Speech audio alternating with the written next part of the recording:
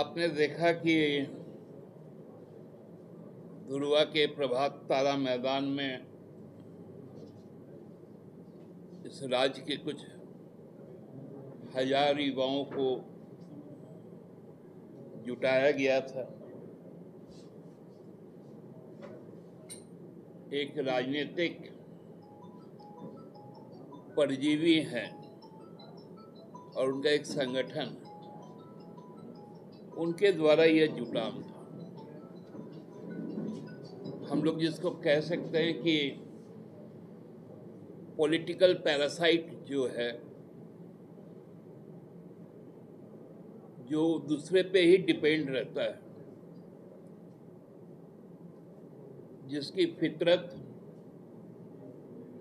सत्ता के साथ रहने का है और सत्ता के साथ रहते रहते विगत 2019 में गांव की सरकार के नाम से जो दल चुनाव लड़ी थी, वो मात्र 2 सीटों पर सिमट कर रह गई थी, क्योंकि उनका जो बैसाखी था, उस बैसाखी ने उनको मना कर दिया था कि हम आपके साथ अब आपके बोझ को लेकर नहीं चलेंगे।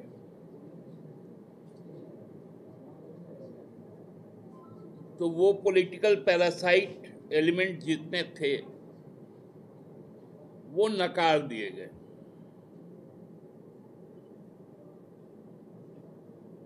अब पुनः शायद कुछ सुलह मशविरा हुआ होगा,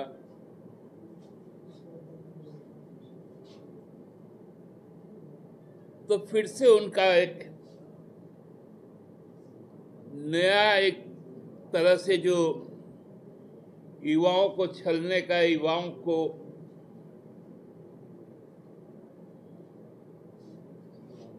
मूल उनके जो मुद्दे हैं, उनके मुद्दे से भटकाने के लिए एक जुटान किया गया। मैं बड़े कौतूहलता के साथ कल के कार्यक्रम को देख रहा था और उसमें कही जाने वाली बातें को सुन रहा था।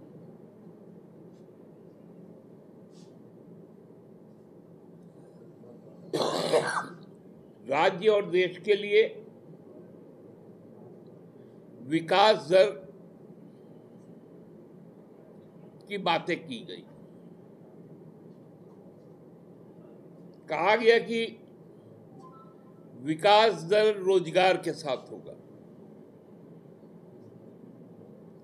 हम ऐसा ऐसा फॉर्मूला ला रहे हैं, न जानी कैसी कैसी बातें की।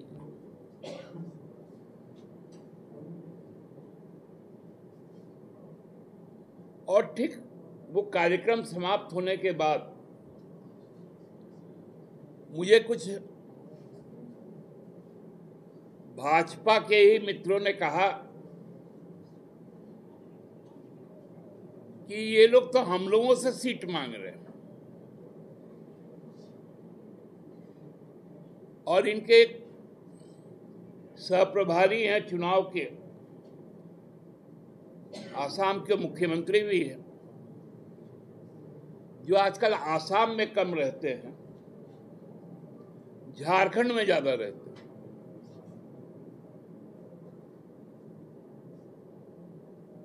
उनके द्वारा भी कहा गया कि इनके साथ हम चुनाव लड़ेंगे। तो जो 2, 3, 4, 5 सीट पर चुनाव लड़ेगा, मैक्सिमम 5 सीट, वो आगामी राज्य सरकार का खाका तय कर रहा है।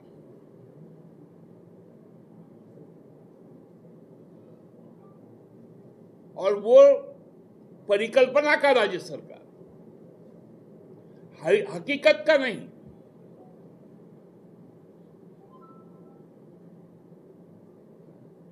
क्योंकि हकीकत तो जान चुके हैं लोग।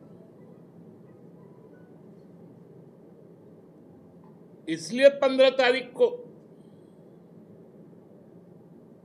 आदरणीय प्रधानमंत्री जी भी आ रहे हैं।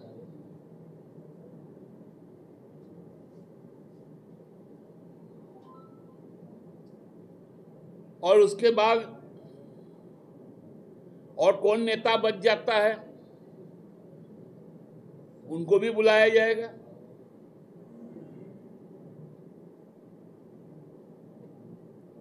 तो हास्यास्पद लगता है कि जो खाका पेश कर रहा था सरकार का, उसी का राजनीतिक जमीन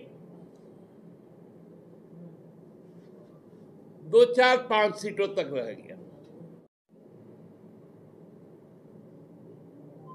सरकार से आप इतना डरते क्यों हैं? हेमंत सरकार से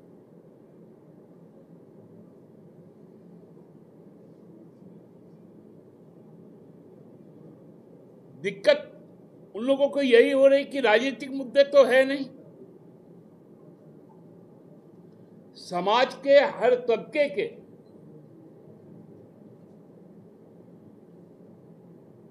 लोगों के लिए सरकार ने जो योजनाएं शुरू की, अब ये उससे भी डरने लग गए। कल उन्होंने एक शब्द का प्रयोग किया कि शिकार।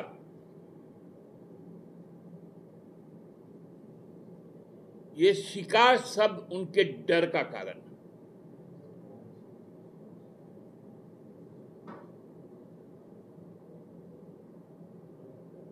चौबीस साल में 14.5 साल सरकार में रहकर शिकार करते करते आपको याद होगा एक बार परिस्थिति ऐसा आया था कि आज जो भाजपा को गौरवान्वित कर रहे हैं मधु कोरा जी, उनके सरकार में तब 2 विधायक थे आजसू के, एक मंत्री थे सरकार का और एक विधायक विपक्ष में था। मतलब छोड़ना कहीं से नहीं है।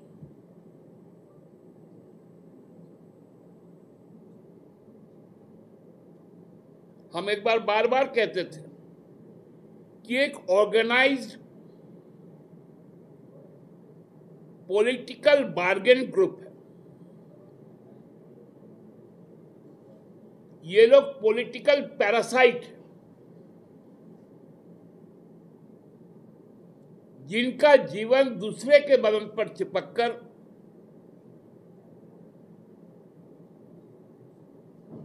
उनसे ऊर्जा और खून लेकर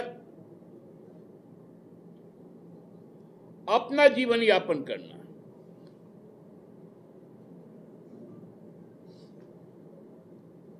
सत्ता के साथ भी, सत्ता के बाद भी।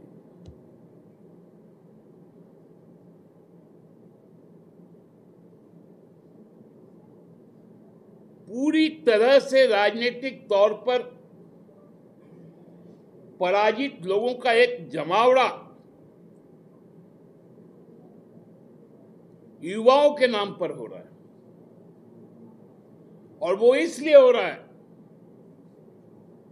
कि इस राज्य का मुख्यमंत्री केवल आदिवासी नहीं है, वो युवा भी।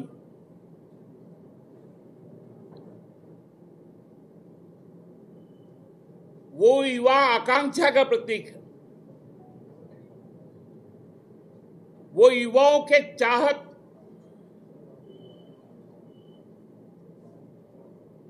उनकी जरूरत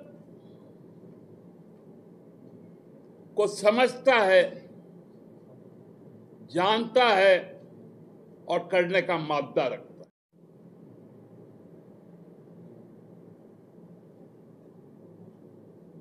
इन लोगों को ऐसा डर सताने लगा है कि बार बार बाहर से लोग आ रहे हैं, लोगों को लाया जा रहा है, सांप्रदायिक विभाजन का एक पूरा खाका तैयार किया जा रहा है, समाज में विद्वेष का, और अभी तो बहुत पावन मास आने वाला है।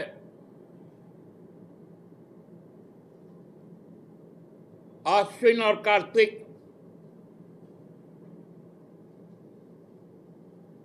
इन दो शुभ माह में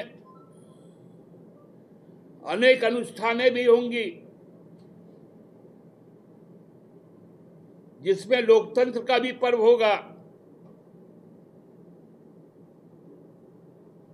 इन शुभ माहों में अशुभ काम करने के लिए लोग योजना बना रहे हैं,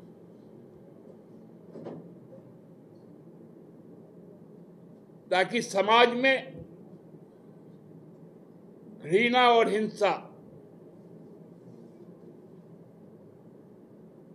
दोनों को एक साथ लेकर चला जा सके। झारखंड की जनता इन सब चीजों को जानती है।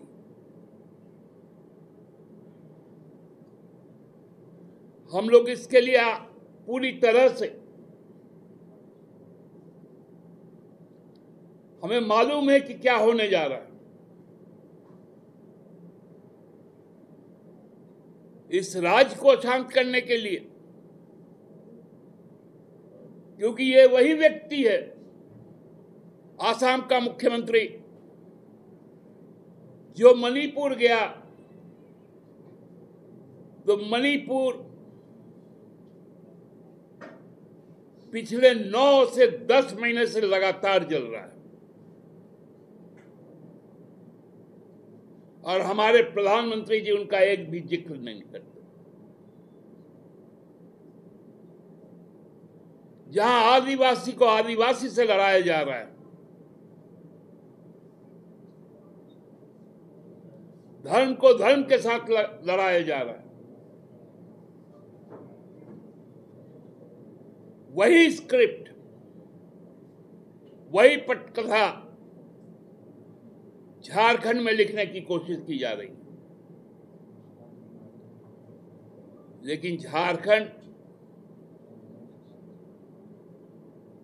उनके नापाक इरादों को नेस्तनाबूद करेगा और अपनी ऊंचाइयों तक जाएगा। बहुत बहुत धन्यवाद।